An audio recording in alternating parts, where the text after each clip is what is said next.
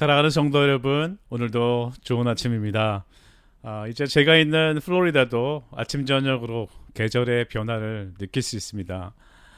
더위가 아무리 기승을 부려도 결국 여름은 지나가고 가을이 오듯이 지금 우리가 지나는 이 팬데믹도 결국 지나갈 것은 분명합니다. 다만 이 기간을 지나갈 때 우리가 놓치지 말아야 하는 게 무엇인지, 또 꼭 이 기간을 통해서만 하나님이 우리를 통해 일하기 원하시는 것은 무엇인지 깨달을 수 있도록 기도해야 할 것입니다. 오늘도 주시는 말씀을 통해서 주님과 교제하고 말씀의 능력으로 이 하루를 살아가는 것은 물론이고, 이 시대와 이 기간을 통해서 우리에게 주시는 음성들을 함께 듣기를 원합니다. 먼저 찬양하심으로 9월 14일 화요일 매일 묵상을 시작하겠습니다.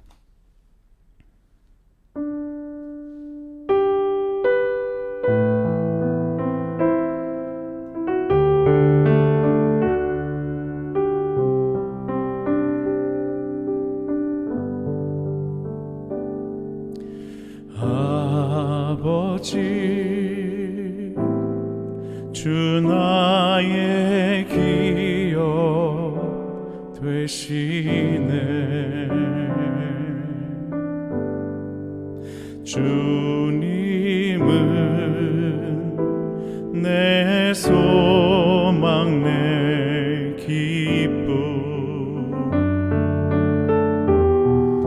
사랑합니다.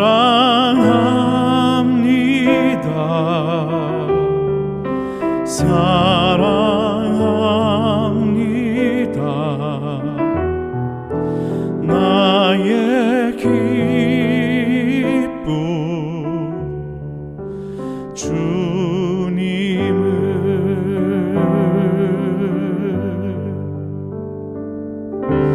예수, 주 나의 보배 되시네. 주님은 온유하고 순결해.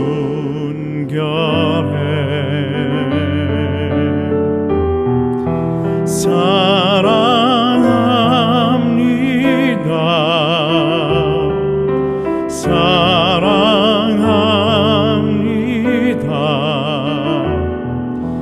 나의 기쁨,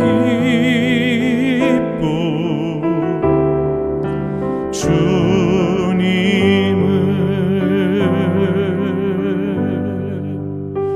Father,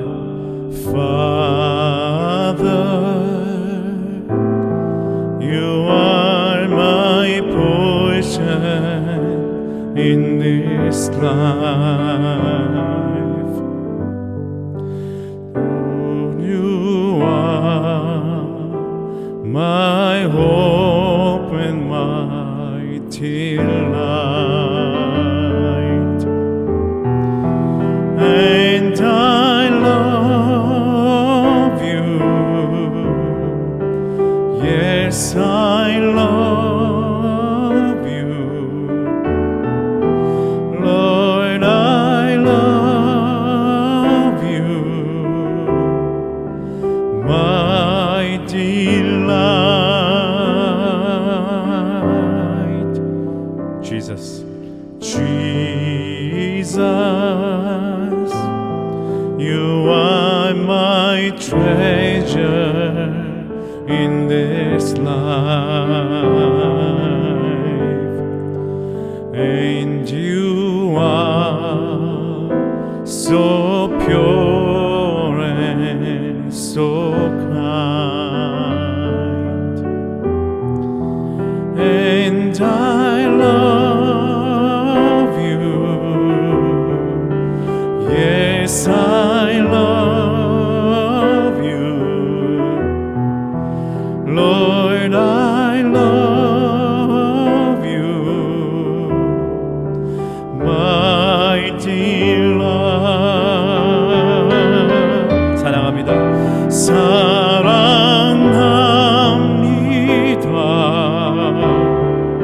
사랑합니다.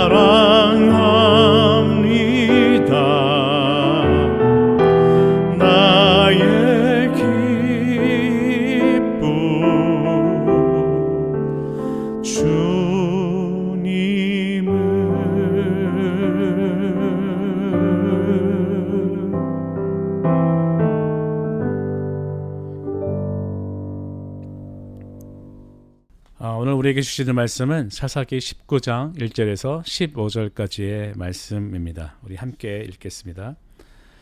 이스라엘의 왕이 없을 그때에 에브라임 산지 구석에 거류하는 어떤 레위 사람이 유다 베들레헴에서 첩을 맞이하였더니 그 첩이 행음하고 남편을 떠나 유다 베들레헴 그의 아버지의 집에 돌아가서 거기서 넉 달 동안을 지내매 그의 남편이 그 여자에게 다정하게 말하고 그를 데려오고자 하여 하인 한 사람과 나귀 2마리를 데리고 그에게로 가매 여자가 그를 인도하여 아버지의 집에 들어가니 그 여자의 아버지가 그를 보고 기뻐하니라. 그의 장인 곧 그 여자의 아버지가 그를 머물게 하매 그가 3일 동안 그와 함께 머물며 먹고 마시며 거기서 유숙하다가 넷째 날 아침에 일찍이 일어나 떠나고자 하매 그 여자의 아버지가 그의 사위에게 이르되 떡을 조금 먹고 그대의 기력을 돋운 후에 그대의 길을 가라 하니라. 두 사람이 앉아서 함께 먹고 마시매 그 여자의 아버지가 그 사람에게 이르되 청하노니 이 밤을 여기서 유숙하여 그대의 마음을 즐겁게 하라 하니 그 사람이 일어나서 가고자 하되 그게 장인의 간청으로 거기서 다시 유숙하더니 다섯째 날 아침에 일찍이 일어나 떠나고자 하매 그 여자의 아버지가 이르되 청하노니 그대의 기력을 돋우고 해가 기울도록 머물라 하므로 두 사람이 함께 먹고 그 사람이 첩과 하인과 더불어 일어나고자 하매 그의 장인 곧 그 여자의 아버지가 이르되 보라 이제 날이 저물어 가니 청하건대 이 밤도 유숙하라. 보라 해가 기울었느니라.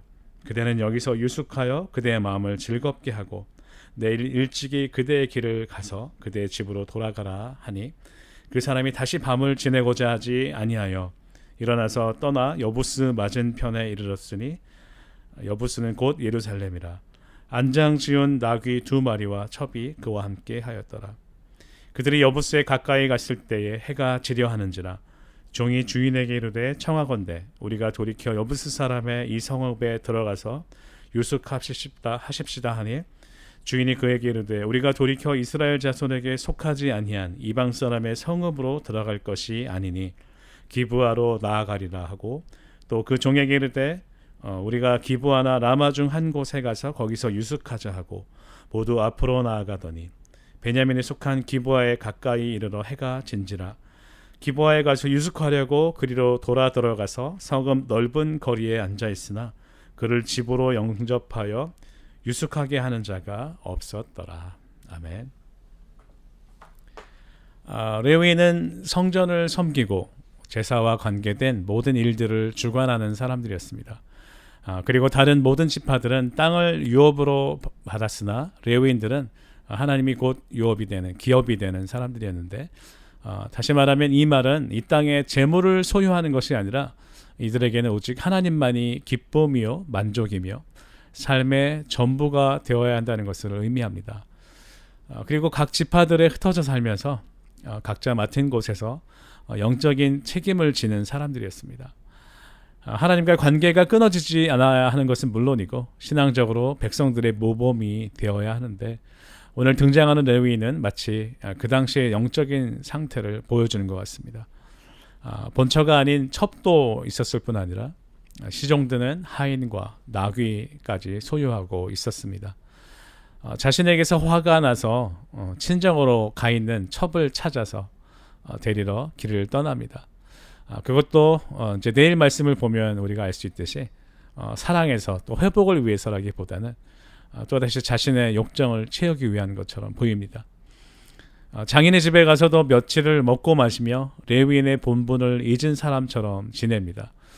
그리고 하나님의 백성, 그 중에서도 하나님과 가장 가까이에서 성막과 제사를 섬기는 레위인으로서의 모습을 찾아볼 수도 없는 이 사람이 날이 저물자 잠은 또 이방인 성읍에서 자려고 하지 않습니다. 삶은 전혀 신실하지 않으면서도 어떤 결정적인 순간에는 율법적인 기준으로 판단을 하고 있는 모습이죠. 그래서 여부스가 아닌 베냐민에 속한 기브아에서 잠을 자기로 선택을 하는데 날이 저물어도 자신들을 맞아들이는 사람들이 없습니다. 율법에서 하나님은 나그네를 환대하라고 말씀하셨는데 이미 그 율법을 떠나서 살아가고 있는 베냐민 사람들은 이 나그네들에 대해서 관심을 가지지도 않고 있는 것이죠.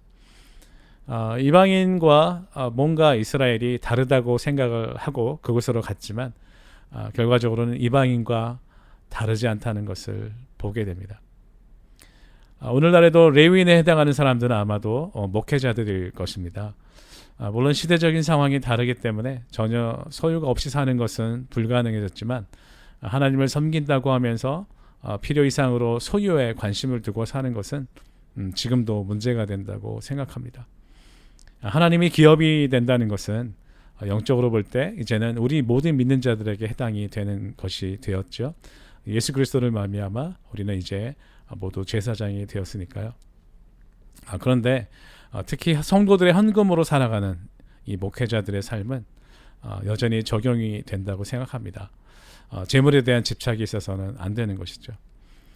부목사들의 월급에 비해서 담임 목사는 지나친 대우를 받는다든지 보통의 성도들보다 더 좋은 집에서 살고 있으면서도 물론 그럴 수도 있겠죠. 그렇지만 전혀 마음에 거리낌이 없는 경우도 보게 됩니다.